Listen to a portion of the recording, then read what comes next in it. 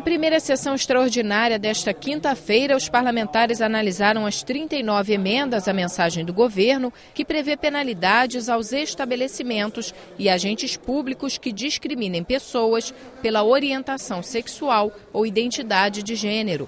O novo texto proposto pelos parlamentares prevê a aplicação de advertência, multas que podem chegar a R$ 59 mil, suspensão da inscrição estadual por 60 dias ou a cassação da inscrição.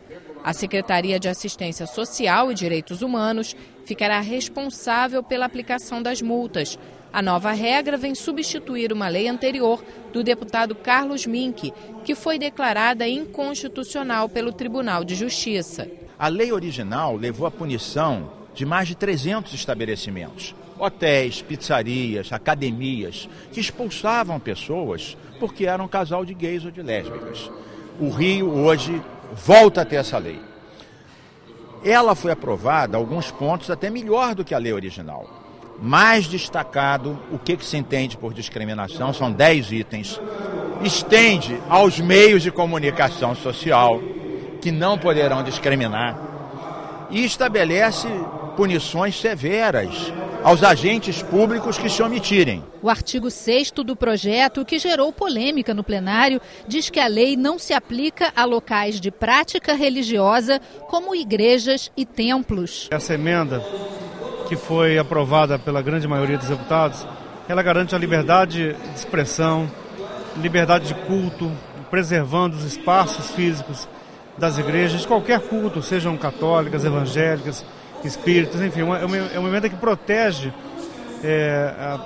as igrejas, sobretudo as igrejas, para que elas tenham ali dentro a sua condição de liturgia de culto. Os parlamentares aprovaram uma emenda que substitui a expressão escolas religiosas por seminários religiosos.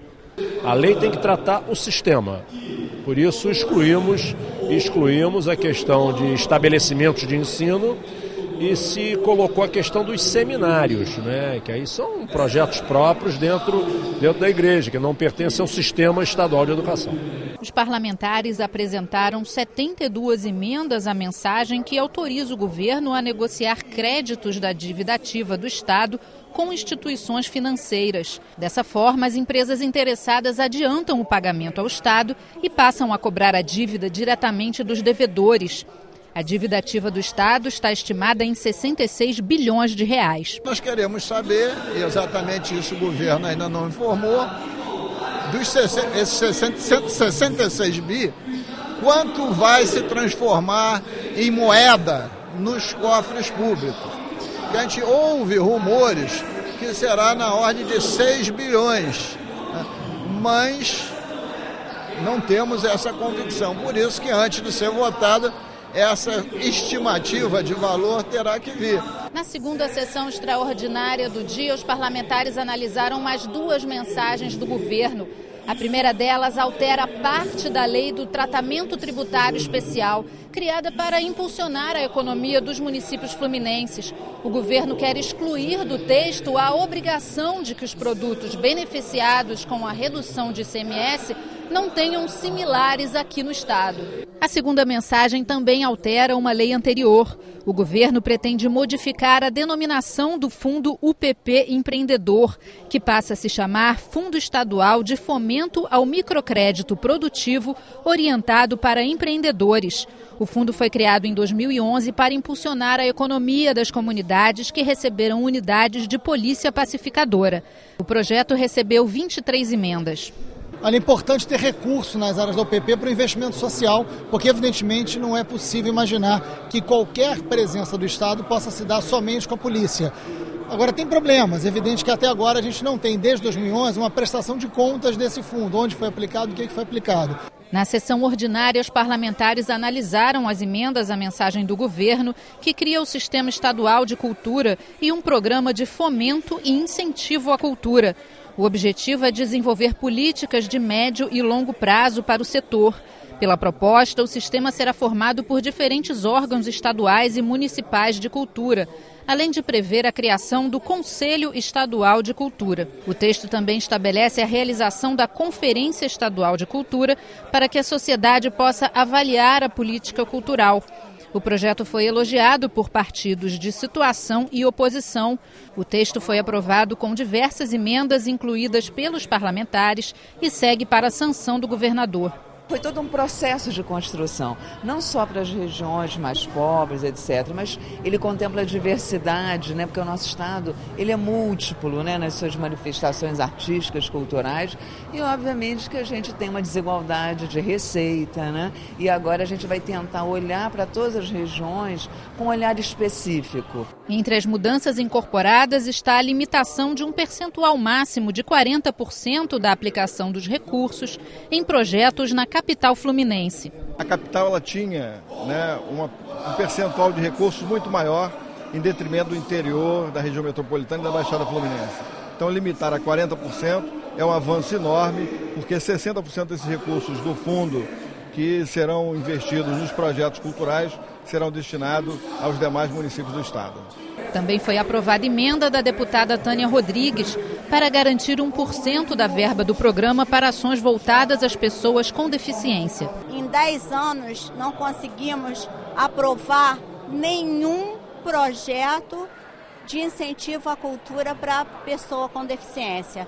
Por isso é que eu acho que o governo precisa dar essa contrapartida de mostrar para as empresas que não é nenhum favor, nem nenhuma coisa feia, tá? A sua marca está ligada à pessoa com deficiência. Também foi discutido o projeto de lei complementar do Ministério Público que altera a lei orgânica do MP. O objetivo é permitir a criação de mais uma subprocuradoria-geral com a transformação de cargos. O projeto estende o auxílio educação para os filhos de servidores aposentados. O texto recebeu 14 emendas e retornou às comissões. Em tese, os funcionários aposentados não têm esse direito. E precisamos também verificar se o que recebe o filho do funcionário é igual àquilo que recebe o filho do membro do Ministério Público, como fizemos à época no projeto do Tribunal de Justiça. E o deputado Carlos Mink quer criar a política estadual de incentivo ao uso de energia solar. A ideia é estimular a utilização desse tipo de energia em áreas rurais e urbanas, além de aumentar a participação da energia solar na matriz energética do estado, através de incentivos tributários e fiscais. O projeto recebeu 2 emendas e voltou às comissões. Não é só tirar imposto, são mais de 20 medidas para estimular a produção e o uso da energia solar. Essa energia despoluída e democrática que a gente querendo ver, é só olhar para cima um dia de sol luminoso.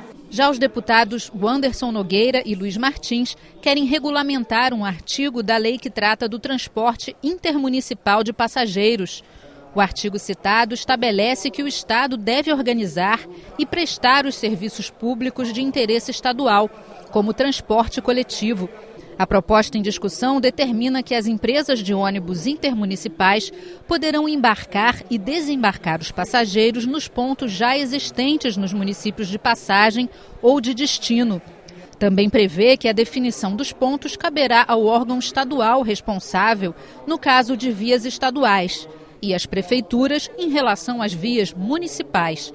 O texto foi aprovado em primeira discussão e ainda precisa passar por mais uma votação no plenário. No expediente final, o deputado Nivaldo Mulim defendeu a permanência das 32 famílias que moram na praia do Forte Imbuí, em Niterói. Me sensibilizei porque estive ali durante 10 meses e 21 dias e não vi nada de anormal. Pelo contrário, pessoas que procuravam sempre nos orientar, nos ajudar e hoje fazem isso de uma forma muito truculenta. Queríamos, nós aqui da Assembleia, sensibilizar a nossa presidenta Dilma, tá, que fosse ao Ministério do Exército, para que possamos retomar essas pessoas nessa localidade. O deputado Paulo Ramos fez um apelo ao governador para defender o sistema de partilha para os royalties do petróleo, como forma de aumentar a arrecadação do Estado. O regime de partilha, principalmente o que está no petróleo descoberto, na camada do pré-sal, interessa ao país, que preserva a soberania nacional. Interessa à Petrobras por ter o controle exclusivo. mas interessa principalmente ao Estado do Rio de Janeiro. O Estado do Rio de Janeiro, com o regime de partilha, receberá muito mais recursos do que voltando ao regime de concessão. O deputado Tio Carlos pediu a reabertura da 9ª Delegacia de Polícia do Catete, fechada há cerca de 1 ano para obras de recuperação. Essa delegacia, a 9ª delegacia, ela atende aos bairros do Catete, Laranjeiras, Cosme Velho, Glória e Flamengo. E as pessoas ali, enfim, mais de 200 mil pessoas vivem esse drama da insegurança nessa região. Para que, por exemplo, uma pessoa que sofre uma violência, enfim, acaba de ser assaltada, ela sequer tem a possibilidade de fazer o registro, senão ela tem que procurar o bairro de Botafogo, a 10ª delegacia, ou então vir para o centro.